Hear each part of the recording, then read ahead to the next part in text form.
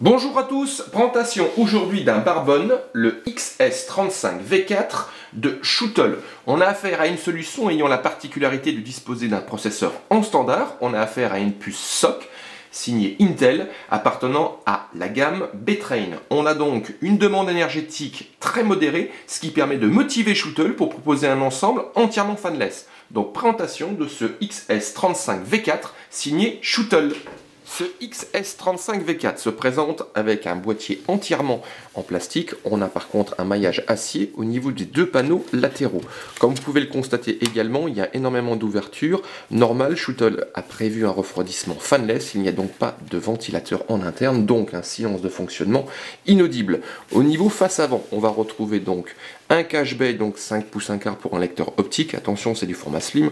On a un port USB 2 donc sur le bas, un lecteur de carte SD ou encore un bouton donc de mise sous tension accompagné d'une LED d'activité pour les unités de stockage. Au niveau connectique arrière, cette fois, on a affaire à plusieurs ports USB. Il y a 4 unités avec de l'USB 3. On a un RJ45 pour la partie réseau ou encore des classiques jack audio micro casque et des sorties vidéo HDMI, DisplayPort ou encore VGA.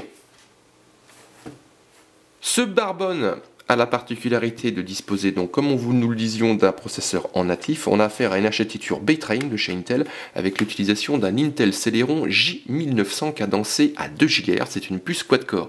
Au niveau solution graphique, c'est de l'HD graphique toujours pareil de chez Intel, cadencé à 688 MHz avec un mode boost à 852 MHz. L'avantage de cette solution graphique est d'être compatible avec le Quick Synchrome de chez Intel, de l'accélération donc matérielle pour la lecture de flux vidéo divers.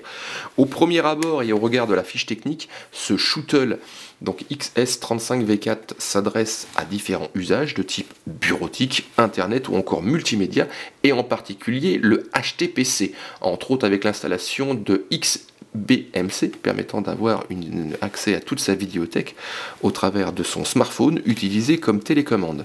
On se retrouve donc sur le site Jimfoo pour un test complet de cette plateforme. On installera à l'intérieur donc un SSD et de la mémoire DDR3.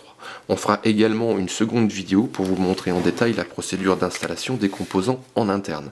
Donc rendez-vous au niveau du site Jimfoo pour un test dédié de ce Barbone XS35V4 du constructeur Shuttle. Donc on vous dit à bientôt pour un test de cette plateforme.